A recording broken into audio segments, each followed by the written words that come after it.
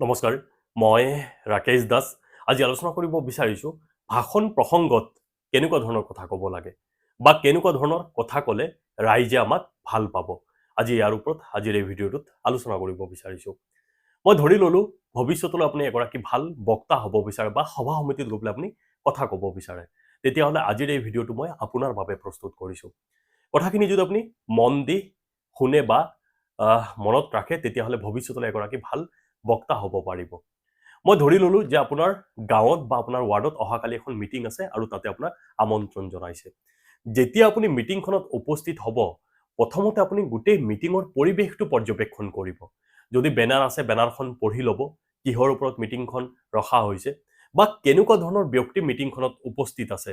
বৃদ্ধসকল আছে নে নতুন প্ৰজন্মৰ ল'ৰা ছোৱালী আছে নে আই মাতৃসকল আছে। আপুনি তেনেকুৱা ধৰণৰ বক্তব্য দিব যাতে বৃদ্ধসকলে শুনে বা আই মাতৃসকলে শুনে। এতিয়া আপুনি কিছুমান নক'বলগীয়া কথা যদি তাতে কৈ দিয়ে, তেখেতসকলে হয়তো বৰ পাব। আৰু যেতিয়া আপুনি কথাখিনি ক'ব, তাৰ মাজে মাজে গীতাৰ বাণী বা কোনোবা মহৎ লোকৰ বাণী বা প্ৰাচীন কালৰ এনেকুৱা কিছুমান ঘটনা আছে উদাহৰণ দিবলৈ যাওঁতে, সেই এক্সাম্পল মই ধৰি ল'লোঁ বিশেষকৈ নতুন প্ৰজন্ম আছে, আপোনাৰ সভাখনত বহি আছে। তেখেতসকলক আপুনি যি টি কথা ক'লে তেখেতসকলে বৰ পাব আৰু ক'ব যে ই কি বকি আছে বুলি কৈ দিব পাৰে আপোনাৰ সন্মুখত। তেতিয়া আপুনি এনেকুৱা ধৰণৰ কিছুমান কথা ক'ব বিচাৰিব, যেনেকৈ doctor APJ Abdul Kalam. Doctor APJ Abdul কালামে নতুন প্ৰজন্মক লৈ পেলাই বহু ধৰণৰ কথা বাণী এৰি থৈ গৈছে আমাৰ মাজত। যেনেকৈ যে জীৱনৰ গতিপথত যদি আগুৱাই যাব বিচৰা তেতিয়াহ'লে কঠোৰ পৰিশ্ৰম আৰু ত্যাগ স্বীকাৰ কৰিব লাগিব। যদি নিজকে সূৰ্যৰ দৰে জিলিকাব বিচৰা তেতিয়াহ'লে প্ৰথমে নিজকে সূৰ্যৰ দৰে পুৰিব লাগিব। এনেকুৱা ধৰণৰ কিছুমান কথা ক'ব। সেই এক্সাম্পল বহু এনেকুৱা ল'ৰা ছোৱালী বহি থাকিব যে নিজৰ জীৱনটোক লৈ পেলাই কি কৰিম কি নকৰিম, মই একো বুজিয়ে নাপাওঁ, মোৰ ঘৰৰ অৱস্থা ভাল নহয় বা মই গাঁৱৰ পৰা বিলং কৰোঁ। তেনেকুৱা আমাৰ মাজত বহু নতুন প্ৰজন্ম আছে, এনেকুৱা ধৰণৰ কথাবোৰ ভাবি থাকে। তেখেতসকলক অনুপ্ৰেৰিত কৰিবৰ কাৰণে বা জীৱনত আগুৱাই যাবৰ কাৰণে কিছুমান এনেকুৱা ধৰণৰ কথা ক'ব। সেই এক্সাম্পল যে আপোনালোকে বা তোমালোকে আব্ৰাহাম লিংকনৰ বিষয়ে কিমানে জানা। তেখেতে এনেকৈ এগৰাকী ব্যক্তি আছিল যিগৰাকী ব্যক্তিয়ে নিজৰ জীৱনত আগুৱাই যাবৰ কাৰণে মানুহৰ ঘৰত কাম কৰিবলগীয়া হৈছে, কিমান কষ্টৰে দৈনন্দিন মানুহৰ ঘৰত হাজিৰা কৰিবলগীয়া হৈছে। আৰু সেইগৰাকী ব্যক্তি আমেৰিকাৰ মানে 16তম শ্ৰেষ্ঠ ৰাষ্ট্ৰপতি পৰৱৰ্তী সময়ত।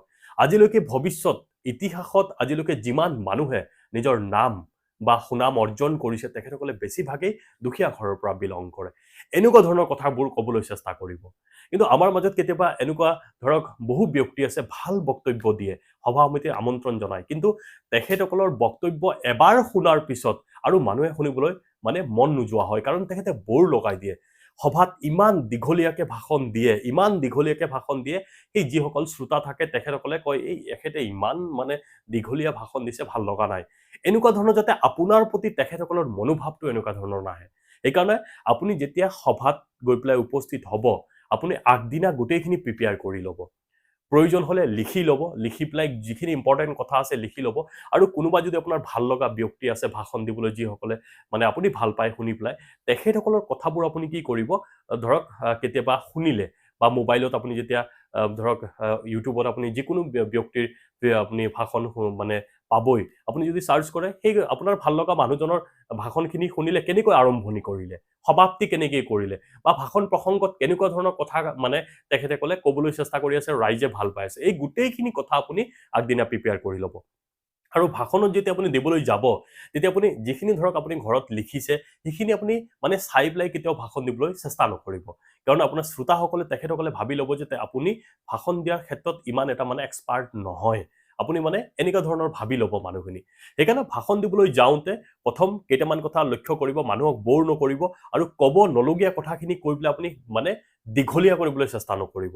কাৰণ আপোনাৰ আগত হয়তো বহু এনেকুৱা বক্তাই আপোনাৰ মানে বক্তব্য ৰাখিছে আৰু তেখেতসকলেও হয়তো বৰ লগাইছে, আপুনিও বৰ লগাই আছে, তেখেতসকলৰ আৰু আপোনাৰ মাজত মানে ডিফাৰেঞ্চ একো নাথাকিব।